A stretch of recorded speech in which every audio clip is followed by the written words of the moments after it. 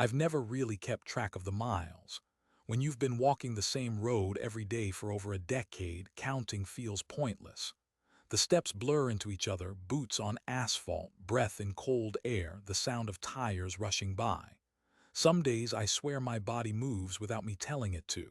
10 miles to work, 10 miles back home, 50 miles a week, 50 weeks a year, 11 years straight. The road starts at my porch, where the paint on the railing is peeling like dry skin after a sunburn. The wood creaks under my weight, and sometimes I think it's trying to tell me to sit down and rest before I even start. But I never do. I lock the door, adjust my work jacket, the one with the frank patch sewn in faded red thread, and take those first few steps. By the time I pass the second telephone pole, the house is out of sight. By the time I reach the old oak tree with the branch shaped like a question mark, I'm already warm enough to loosen the collar of my jacket, even on cold mornings. And by the time I get to the corner where Mrs. Carpenter's tulips grow, I've stopped thinking about my feet entirely. They just carry me forward. When my old Ford Ranger died, it was a February morning that cut through you like glass. The engine sputtered, then coughed out a last gasp of smoke, and that was that. I couldn't afford the repairs, not after Martha's hospital bills drained everything we'd saved. And then after she passed, I just didn't have the fight left in me to find another car. Ethan, my son, had just started his new job then. Fresh suit, shiny shoes, a Toyota Corolla that still had that new car smell. He'd said, "I'll give you rides when I can, Dad, don't worry about it." That was 11 years ago. I guess when I can never quite lined up with when I needed it. At first, I thought maybe he was busy or the timing was off. But after the third week of walking, I started noticing a pattern. He passed me every morning. Same stretch of road, same time. His windows tinted just enough that I couldn't see his face, but not so dark that I couldn't tell it was him. The first year I gave him the benefit of the doubt. Maybe he didn't realize it was me, my head down, my coat collar up against the wind. But one morning when I heard the familiar hum of his tires on the asphalt, I looked up at just the right moment. Our eyes met for a heartbeat, and then just as quickly he looked away. I stopped waving after that. It's not like we don't talk at all. He calls on my birthday, maybe on Thanksgiving, and the occasional Sunday afternoon. We talk about the weather, about his work, about nothing that matters. But we've never once mentioned that road. The one I walk and he drives.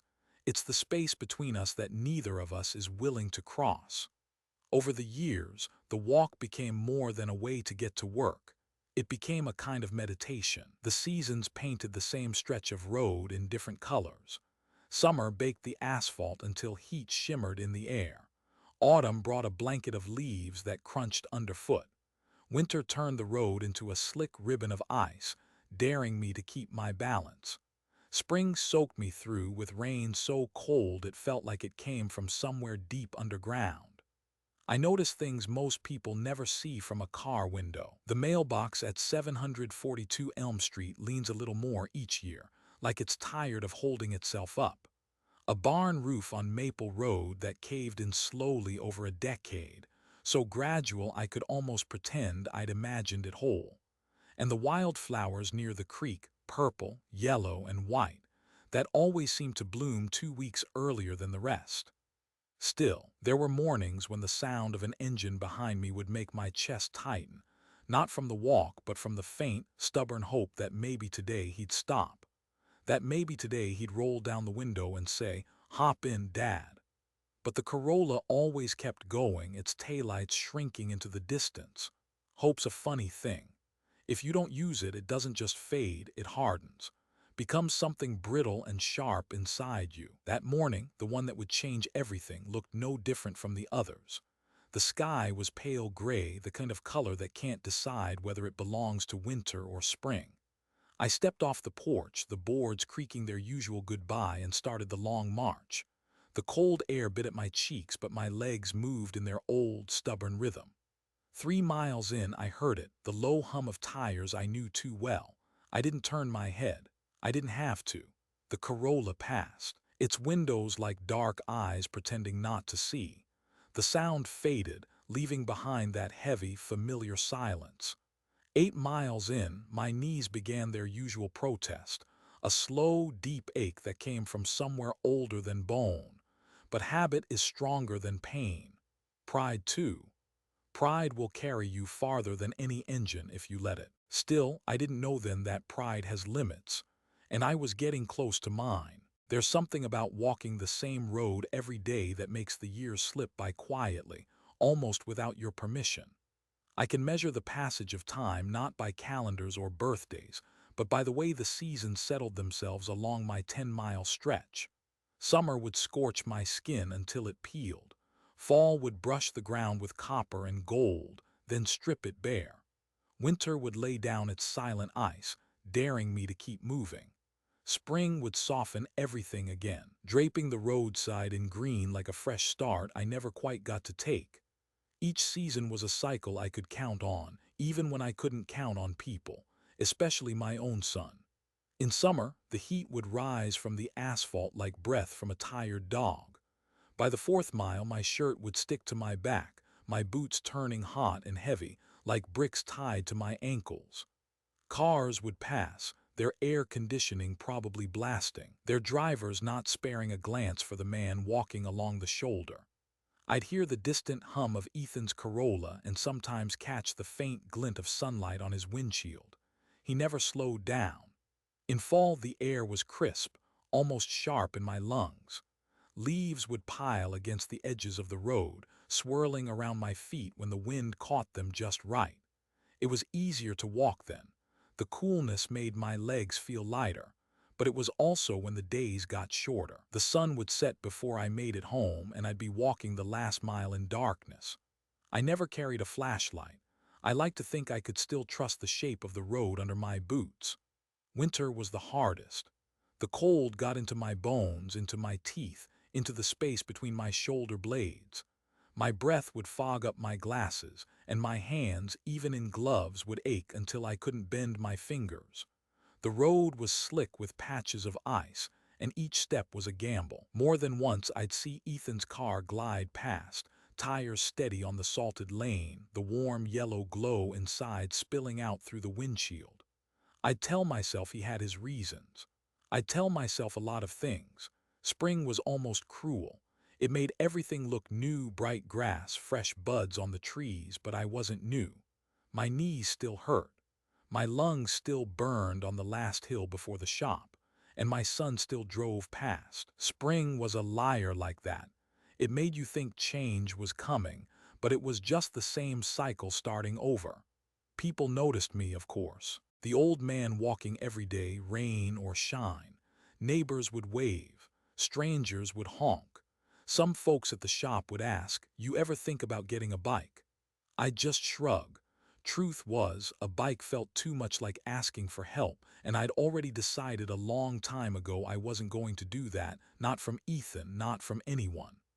There were times, though, when I almost forgot the hurt, like the morning in late October when the sunrise hit the frost on the grass just right, turning the whole field into diamonds. Or the time a little girl on a school bus waved at me every day for a month straight, her mittened hand pressed to the window until I was out of sight. Those small kindnesses meant more than they should have, maybe because I wasn't getting them where I expected to. Ethan called every so often. Once in July to tell me he'd been promoted. Once in November to say he might not make it for Thanksgiving. Once in March just to check if I'd gotten the property tax bill. Our conversations were polite, careful, like two people standing on opposite sides of thin ice. We never mentioned the road, we never mentioned the car, we never mentioned how easy it would be for him to pull over. One rainy Thursday, a man in a pickup slowed down beside me. "Need a lift, friend?" He called out through the open window. I almost said yes. My feet were soaked, my jacket clinging to me like a second skin, and I was only halfway there.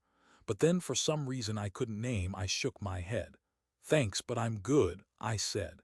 He looked at me for a long second like he didn't believe me, then drove on. The sound of his engine faded into the patter of the rain. I told myself it was pride that kept me walking. But deep down, I think I wanted to own the choice. If I couldn't have my son's help, I didn't want anyone's. The closest I came to breaking was one winter morning when the snow was coming down so thick I could barely see the road ahead. My boots crunched through the fresh powder, the sound muffled under the heavy white silence. I heard the Corolla before I saw it. For a split second I thought, no, I believed, he'd stop this time. He didn't. And I kept walking, the snow filling in my footprints behind me, erasing any proof I'd been there at all. 11 years is a long time to do anything the same way. When I think about it, I've walked over 50,000 miles in that time, enough to cross the country more than 20 times. But it's not the miles that feel heavy. It's the weight you pick up along the way, the kind that settles on your shoulders when you're not looking. The road and I know each other too well now. I know where the pavement dips just enough to catch rainwater, where the shadows fall across the lane in late afternoon, where the wind will hit hardest in January. And the road knows me too, knows the way I slow down on that last half mile, knows when I'm hurting more than usual, knows when I'm carrying something I can't put down. I started noticing the years in my knees first, that deep, slow ache when I stood up in the morning. Then my lower back, tightening like a fist by the fourth mile. And more recently, the way my chest would tighten after the last hill before the shop. Not enough to stop me, never enough to stop me, but enough to remind me I wasn't the man I used to be. Ethan was just a boy when Martha died. 15. Old enough to understand loss but young enough to believe time would fix everything. I worked double shifts then, fixing engines by day, taking odd jobs by night, just to keep food on the table and him in school. He never knew how many nights I skipped dinner so he could eat. I never told him. I didn't want him to see me as a man who couldn't provide.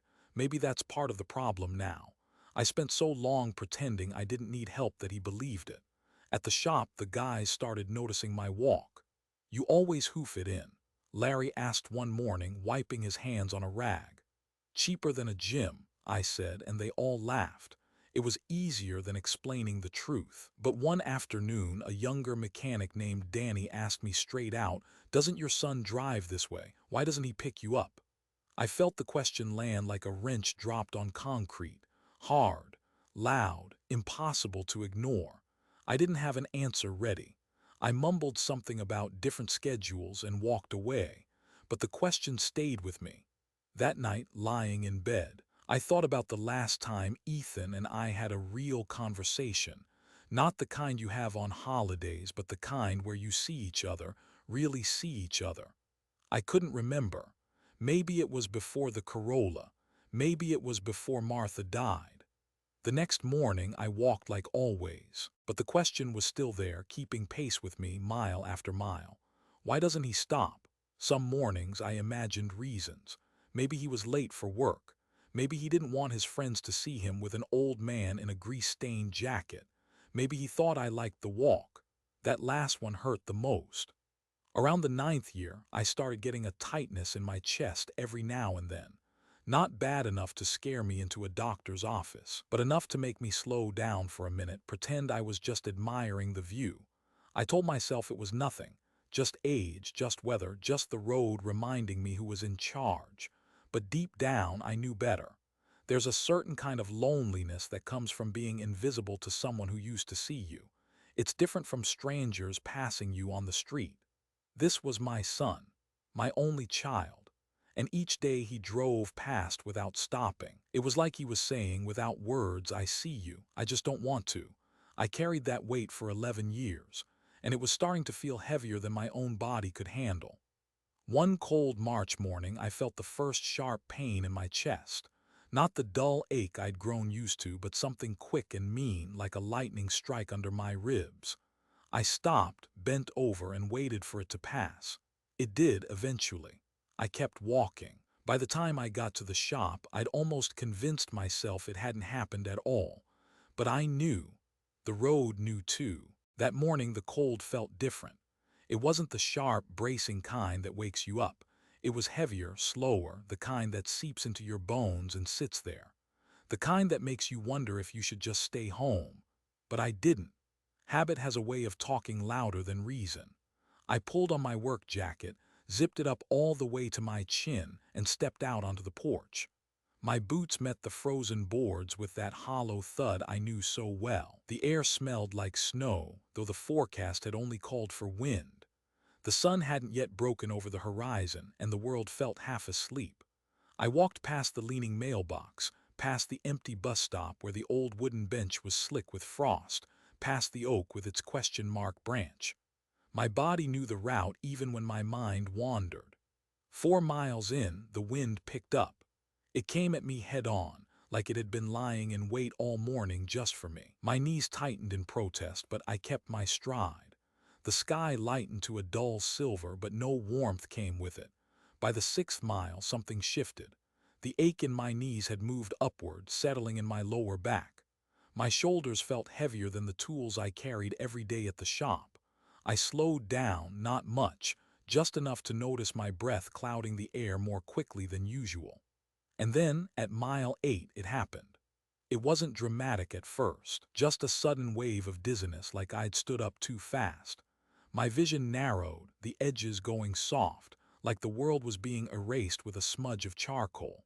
My chest clenched, not in a sharp burst, but in a deep, insistent grip that made every breath feel like I was pulling air through wet cloth.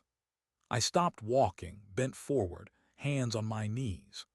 The cold pavement shimmered under the thin glaze of ice, and I remember thinking, absurdly, if I fall, it's going to hurt more than I can afford. A car passed, not Ethan's, another passed. No one slowed down. I straightened, tried to take another step, and the world tilted. My legs buckled without my permission. I was on my hands and knees, the frost biting through the fabric of my work pants, my palms burning from the cold. Somewhere in the fog of my vision I saw headlights, heard the crunch of tires slowing on the shoulder. A voice, female, young, cut through the ringing in my ears. "Sir, are you okay?" I wanted to say yes, to wave her off. Pride still had its claws in me even then. But all that came out was a wheeze that didn't sound like my voice at all. The girl knelt beside me, her hand on my back. "I'm calling 911, she said, and there was no room for argument in her tone. She spoke into her phone, fast and urgent. Words like collapsed and not breathing right floated in and out of my ears. The last thing I remember before everything went black was the sound of her saying, "Hang on, they're coming." When I woke up, I wasn't on the road anymore. I was in the back of an ambulance.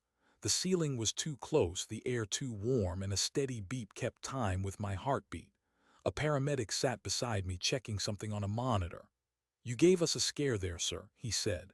I wanted to ask how long I'd been out.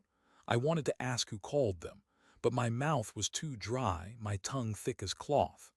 I closed my eyes again, and the motion of the ambulance rocked me into a shallow, uneasy sleep. At the hospital, they told me I'd collapsed from a combination of exhaustion, dehydration, and what they politely called cardiac stress. "Frank," the doctor said, looking over his glasses, "your body's been giving you warnings for a while, you just haven't been listening." He wasn't wrong. They kept me overnight for observation. I lay there, the sheets tucked too tight, the smell of antiseptic sharp in my nose. Outside the window, the streetlights threw pale circles onto the snow. I thought about Ethan. I thought about how many times he'd passed me on that road, how many chances he'd had to pull over. I thought about whether he'd even know I was here if someone didn't tell him. I didn't call. I didn't want him to feel obligated. The next morning, a nurse came in with my breakfast and said, "You're on the news, you know." "What?" She smiled. "Local station ran a piece about you last night. Man walks 10 miles to work every day for 11 years. The EMTs must have told them. They even mentioned you collapsed on the way to work yesterday." I didn't know whether to feel proud or embarrassed. I just nodded. But somewhere in the back of my mind, a thought took root. If this is on the news, Ethan's going to see it. When you've been walking a road for 11 years, you start to believe there's nothing left that can surprise you. Turns out I was wrong. 2 days after I got home from the hospital, the phone rang. It was late afternoon, and I just finished setting a mug of coffee on the table. The number was unfamiliar, but I answered anyway. "Frank Miller," a woman's voice asked. "Yes, ma'am. This is Julie from Channel 9 News. We ran a story on you last week. You've probably heard. I hadn't watched it, but the nurse had told me enough. I heard. Well, it's getting quite a bit of attention online. People are calling you an inspiration. We were wondering if we could do a follow-up interview, maybe at your workplace or even here at your home. I could picture it, me sitting in my living room, the reporter leaning forward with that polished smile, a camera capturing the lines on my face and the worn floorboards under my boots. And somewhere out there, Ethan watching, maybe embarrassed, maybe not watching at all. I'm not sure, I said. I'm just a guy who walks to work. That's exactly why people care, she said. It's the kind of perseverance folks want to hear about right now. I told her I'd think about it and hung up. That evening the phone rang again. This time it was Ethan. "Hey, Dad," he said, his voice casual but tight at the edges. "You okay?" "I'm fine, why?" People sent me your stories all over Facebook, said you collapsed." "I'm fine now," I repeated. "Doctors say I just need to slow down a little." There was a pause. "You could have called me, you know." I let the words hang there. "I could have," I said. Another pause. I could hear him breathing, steady but uneven. "Why didn't you?" I almost said because you've been driving past me for 11 years. But the words felt too heavy to throw at him over the phone. Instead, I said, "Didn't want to trouble you." "That's not really the point, Dad." I sipped my coffee, now lukewarm. "Isn't it?" He exhaled sharply, the way he used to when he was a kid trying to explain something to me and didn't think I'd understand. "Look, can we meet, talk in person? I'm working tomorrow. I'll come by the shop." The next day he didn't come. He called that night with some excuse about a meeting running late. We said we'd try again soon. That's how it always was with Ethan. Plans made, then broken, then pushed into the vague land of later. Conversations that started with promise but ended in half-finished sentences. Like the time, 5 years back, when I asked if he wanted to come by for dinner. I'd cooked his favorite, meatloaf with mashed potatoes, and he'd said yes. But when the day came, he called to say something had come up. The meatloaf went into the fridge, then into the trash 3 days later. Or the time 2 summers ago when he said he'd stop and pick me up from work because it was raining buckets. I waited under the shop awning for 40 minutes before I gave up and started walking. By the time I got home, my jacket was soaked through, my socks squishing in my boots. I stopped asking after that. Now, after the hospital, I found myself wondering if maybe the story had cracked something open between us. But days passed and nothing changed. At the shop, customers mentioned the news story. A woman getting her tires rotated said her husband had seen me on TV and couldn't believe anyone could walk 10 miles every day for so long. A man picking up his truck asked why my son didn't give me a ride. I laughed it off, said something about different schedules, the same line I'd been using for years. But that night, I sat in my chair, staring at the muted television, and thought about those questions. They were the same ones I'd been avoiding in my own head. A week later, Ethan called again. "You still thinking about doing that follow-up interview?" he asked. "Why?" "Just wondering. You don't want me to?" "I didn't say that, but you were thinking it." He went quiet. I could picture him rubbing the back of his neck the way he did when he was trying to find the right words. "Dad, it's not that I'm ashamed or anything," he said finally. I don't know. People are talking and they don't know the whole story." "What's the whole story, Ethan?" He hesitated. "That you wanted to walk, that you never asked me for a ride." I closed my eyes. Maybe I didn't ask because I thought I shouldn't have to. Silence, long enough that I thought the call had dropped. Then he said quietly, "I'll come by this weekend." We both knew there was a good chance he wouldn't, but I let it go. Because after 11 years, you learn that some conversations are never finished. They just stop. The day started like any other, quiet, unremarkable, the kind of morning you don't expect to remember. The air was thick, almost heavy, with the kind of late summer heat that clings to your skin before the sun has even cleared the horizon. Even at dawn, there was no relief. It felt like walking into an oven door left ajar overnight. I stood on the porch, looking down the familiar stretch of road, and for the first time in a while, I hesitated. My knees still ached from the week before. My chest still carried that faint, stubborn tightness that came and went like an unwanted guest. I told myself it would ease up once I got moving. It usually did. I adjusted my cap, locked the door, and started walking. By mile 2, sweat was running down the back of my neck. My shirt clung to me like it was trying to hold me back. Every inhale felt thicker than it should have, like the air was reluctant to let me have it. By mile 4, I could feel the heat radiating up from the asphalt. My boots felt heavier, each step a little slower. A car passed, its windows rolled up tight, the driver's arm resting casually on the wheel. For a second, I wondered if they had any idea what it felt like out here. By mile 6, I was counting telephone poles just to keep myself moving. I'd set little goals, make it to the next one, then the next. I told myself not to look at the road ahead. It would only make it feel longer. And then just past mile 7, I heard it, the low, smooth hum of the Corolla. I didn't look up. I didn't need to. It passed like it always did, steady and unhurried, the tinted windows flashing once in the sun before disappearing around the curve. For the briefest moment, I let myself imagine what it would feel like if it slowed down. If the brake lights flared, the window rolled down, and Ethan's voice said, "Come on, Dad, get in." But the sound faded, and the heat stayed. By mile 8, I could feel my pulse in my temples. My breath came in shallow pulls. The sun was higher now, glaring off the road in a way that made my eyes water. I told myself I was fine. I told myself I'd walked this road and worse. I told myself a lot of things that weren't true. Half a mile later, my vision blurred. The world tilted just enough to make me stumble. I stopped, put my hands on my hips, and bent forward, drawing in air like I could drink it. My chest tightened, not the quick pinch I'd felt before, but a slow, unyielding grip that made my arms feel heavy. Somewhere in the distance, I heard a horn honk. Tires slowed on gravel. "You all right, mister?" A man's voice called. I straightened, tried to wave him off. "I'm fine," I said, though my voice sounded thin, foreign. "You don't look fine." "I'm—" The ground came up faster than I expected.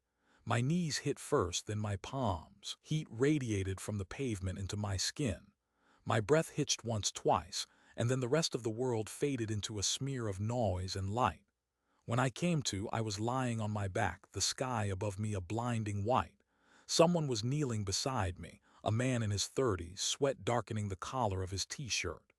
"Hang on, buddy," he said. "Help's on the way." I turned my head just enough to see a small group of people gathered near the shoulder, 2 women, one holding a water bottle, the other talking into a phone. A few more cars had pulled over. Faces I didn't know were looking down at me with concern I hadn't asked for but couldn't refuse. I wanted to say something, but my mouth was dry, my tongue thick. The sound of sirens grew louder, sharp and insistent. The EMTs worked quickly, sliding me onto a stretcher, loading me into the ambulance. I caught bits of conversation: dehydration, possible cardiac event, long exposure. I closed my eyes against the strobing lights inside the vehicle. Somewhere in the blur, I heard one of the EMTs say, "You're that guy, aren't you? The one who walks 10 miles to work every day." I didn't answer. At the hospital, they ran tests, hooked me up to monitors, told me I needed to rest. The doctor looked at me the way you look at an engine that's been running hot for too long, wondering how it's still holding together. "You're pushing yourself too hard," he said. "Another episode like this and you might not walk away from it." I nodded, but we both knew I wasn't hearing him the way he wanted me to. That night, as I lay in the hospital bed, the local news came on. There I was, grainy footage from a bystander's phone, me lying on the road, strangers kneeling beside me. The anchor's voice said my name, my age, my job at Nelson's auto shop. They called me a symbol of determination. But the footage also showed something else. In the background of that video, just before the crowd gathered, there was the unmistakable shape of a silver Corolla driving past. And people online were already asking questions. Hospitals have a way of making time feel strange. The lights are always the same, bright, humming, indifferent, no matter if it's noon or midnight. The air smells like bleach and something metallic, and every sound is either too quiet or too loud. I woke to the sound of a cart rolling past my room. My mouth felt dry, my chest heavy. The heart monitor beside me let out a slow, steady beep, as if reminding me I was still here. A nurse came in with a smile that didn't quite hide her curiosity. "Morning, Mr. Miller, you gave us quite the scare." She checked my vitals, adjusted the Roman 4 line, and then added almost casually, "You're kind of a local celebrity right now." I frowned. "What do you mean?" She gestured toward the small television mounted on the wall. "They've been running your story all night." I glanced at the screen. A news anchor was speaking over a video, grainy cell phone footage of me lying on the road, strangers kneeling beside me. The lower third banner read, "Local mechanic walks 10 miles to work for 11 years." The clip cut to an interview with one of the bystanders, a young man in a baseball cap. "I'd seen him before," he said. "Always walking, rain or shine. Didn't know his name until today." I could feel my stomach tighten. There in the background of the video, just before the crowd surrounded me, was a silver Corolla, Ethan's car. It passed without slowing. The camera caught it for barely a second, but I knew it like I knew my own shadow. By lunchtime, the hospital room phone rang. "Mr. Miller," a woman's voice asked. "Yes, this is Karen from Channel 9. We'd love to do a sit-down interview with you, share more of your story. The public's really responding to it." I hesitated. "I'm not sure I have more to say." "You do," she said gently, "even if you don't know it yet." I told her I'd think about it. Later that afternoon, a young man from the hospital's PR team stopped by. "You're getting a lot of attention on social media," he said, showing me his phone. My face was everywhere, screenshots from the news, photos taken by people who'd seen me on the road over the years. Most of the comments were kind. "What an inspiration. This man deserves a car. Somebody start a fundraiser." But there were others. "Where's his family? Doesn't his son drive this route? Saw that Corolla in the video. Why didn't he stop?" Questions grew sharper the more I scrolled. My chest tightened, not from the walk this time, but from the knowledge that Ethan would see them too. That evening, just as the sun was dipping low enough to cast long orange shadows through the blinds, my phone buzzed. It was Ethan. "Dad," he said, his voice strained. "I saw the video. I figured you would. They're saying things online about me. They're saying what they see." He was quiet for a moment. "It's not that simple." "Maybe not, but it looks simple from the outside." "I didn't think," he started, then stopped. "I didn't know it would." "You didn't know it would what?" "End up on the news, go viral, make people ask questions." His breathing was uneven. "I want to come see you." "I'm in room 314, I said. "I'll be there tonight." But he didn't come. Instead, a nurse came in around 8 p.m. with a tray of dinner and the news that more reporters were calling. One even wanted to film the next time I walked to work, when I walked to work, as if it was a given I'd keep going. I lay back against the pillows, the room dim except for the TV's glow. The news ran my story again. This time, they lingered on the bystander's account. "He's walked that road for over a decade," says a lot about his character. But it also lingered on that car, the silver Corolla in the background, the unanswered question. And I knew this wasn't just my story anymore. It was Ethan's too, whether he liked it or not. I didn't need a reporter to tell me the story had gone viral. The proof was in the phone calls, the texts from numbers I didn't recognize, the voicemails from people who claimed they'd met me years ago or just wanted to say they admired me. At first, it was flattering. Then it got complicated. 3 days after the news ran the story, my phone buzzed nonstop. Former co-workers, old neighbors, even Martha's cousin in Oregon. They all wanted to check in, tell me they saw my face on their TV or their Facebook feed. Most of them said the same thing: "You're an inspiration. You remind me of my dad. The world needs more people like you." But there were other voices too, louder, sharper, voices that didn't just want to praise me. They wanted to know about Ethan. It started with a comment under one of the news station's Facebook posts. "Beautiful story. But didn't I see a silver Corolla drive past him in that video? Who was that?" Another replied. "Someone said it's his son's car. If that's true, yikes." And then, like anything the internet gets hold of, it spread. Screenshots of the video zoomed in on the car. Some people claimed they had proof it was Ethan. Others demanded to know why he hadn't stopped. Before long, his name was out there. Not from me, I'd never have said it, but from people who'd done their own digging. Someone found his LinkedIn profile. Someone else posted a blurry picture of him at a gas station. The comments turned cruel. Imagine driving past your own father for 11 years. Shame on him. He doesn't deserve to call himself a son. I sat in my chair, scrolling through it all on my phone. The words burned even when they weren't aimed at me, especially then.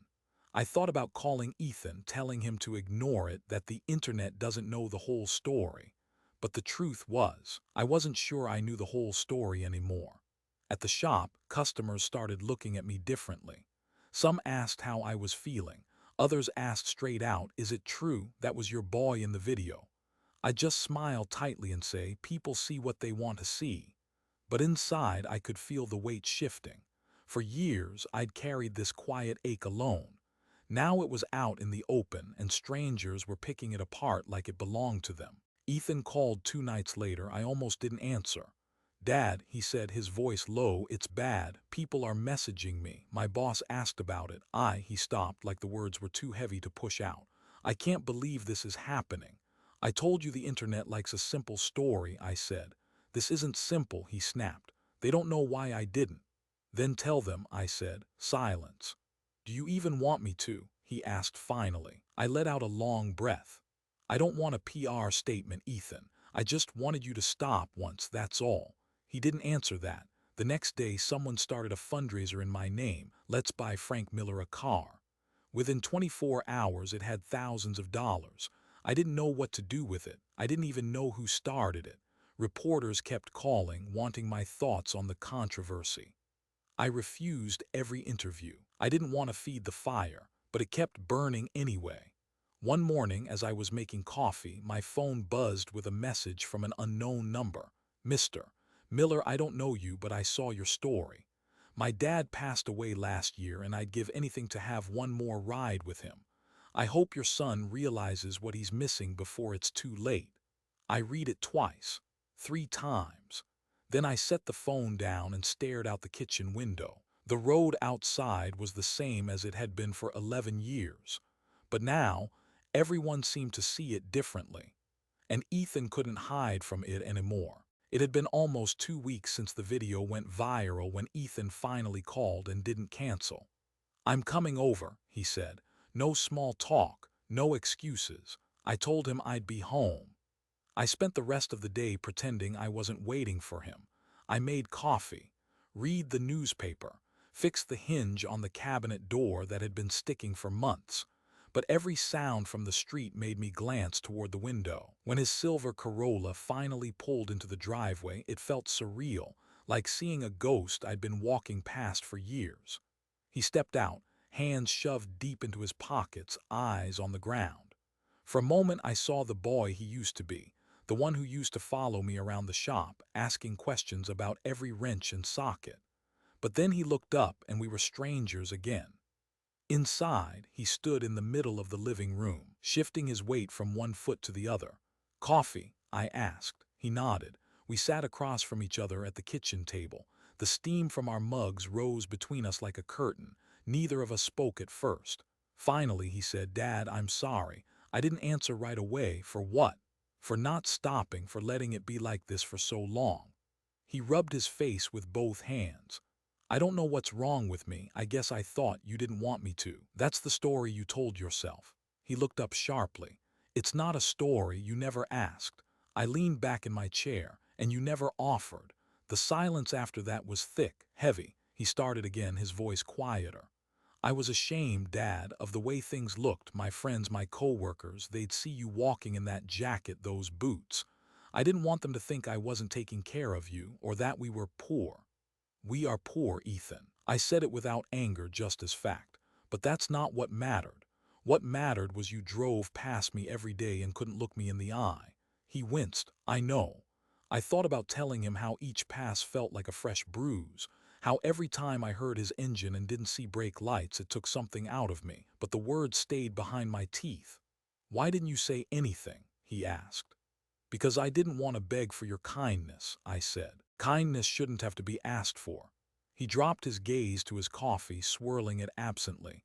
People online, they've been brutal, some of it's fair, most of it's not, but I can't stop reading it. That's the thing about the truth, I said. Once people get even a piece of it, they think they own the whole thing.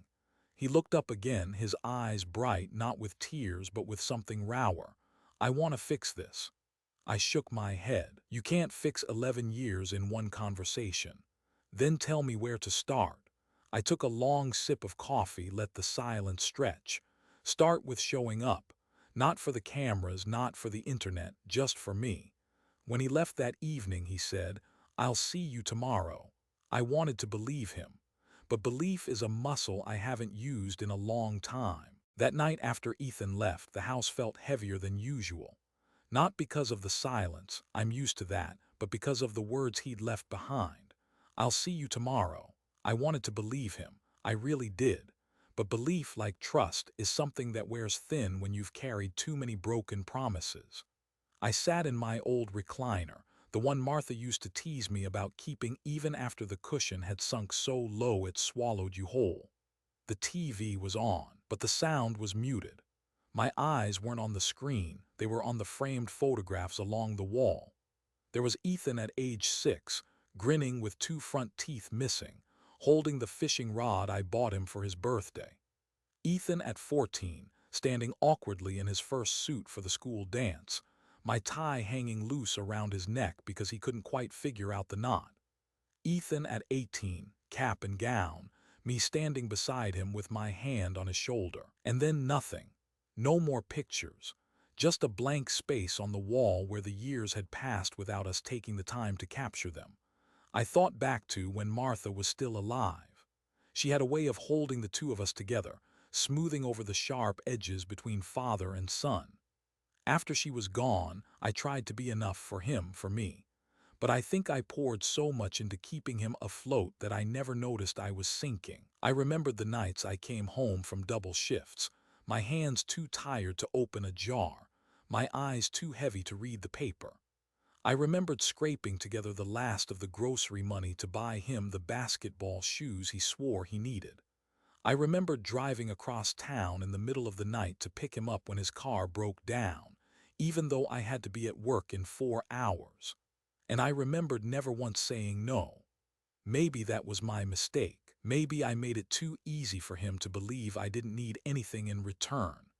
The day after our talk, I walked into the kitchen half expecting to hear his knock on the door. But the morning came and went. No knock. No call. I poured myself a cup of coffee, sat down and stared out the window at the road. The same road I'd walked for 11 years. The road that had carried me through summers that melted the asphalt, winters that froze my breath, and springs that lied about new beginnings. And I realized something. For all those years I'd been waiting, waiting for the sound of his car slowing, waiting for the window to roll down, waiting for the words, "Hop in, Dad." I'd been living my life like a man standing at a bus stop where the bus never comes. That afternoon, Larry from the shop called. "You thinking about coming back next week?" "I don't know," I said. "You don't sound like a guy who's planning to walk 10 miles anytime soon." I laughed, but there wasn't much humor in it. "Maybe not." "You know," he said, "there's an apartment 2 blocks from the shop opening up next month. Small, but it's got everything you need. Would save you a whole lot of steps." I told him I'd think about it, but the truth was the idea had already rooted itself in my mind. That night I sat with it. Moving would mean letting go, not just of the walk, but of the chance that one day Ethan might stop for me. It would mean accepting that the road between us wasn't something I could fix by staying on it. It would also mean choosing myself for the first time in a long time. I looked again at the empty space on the wall where the newer pictures should have been, and I decided I didn't want to keep waiting for moments that might never come. Tomorrow, I'd call the landlord about that apartment. I signed the lease on a Tuesday. It felt strange, holding the keys to a place that wasn't the old house, the one where every creak in the floorboard had its own story, where Martha's laughter still seemed to live in the walls. But it also felt lighter.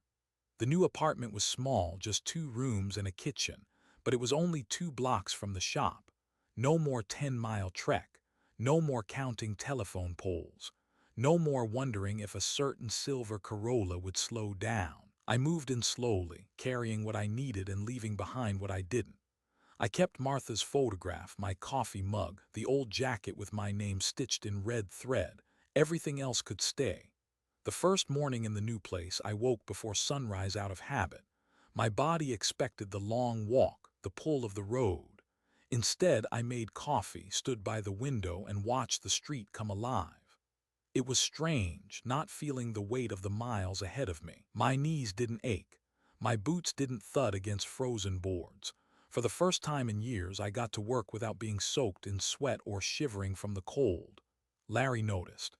"You look 10 years younger," he said, handing me a socket wrench. "Just saving my steps," I told him. In the afternoons, I found myself with more time. I'd stop at the grocery store on the way home, pick up fresh bread, maybe some fruit.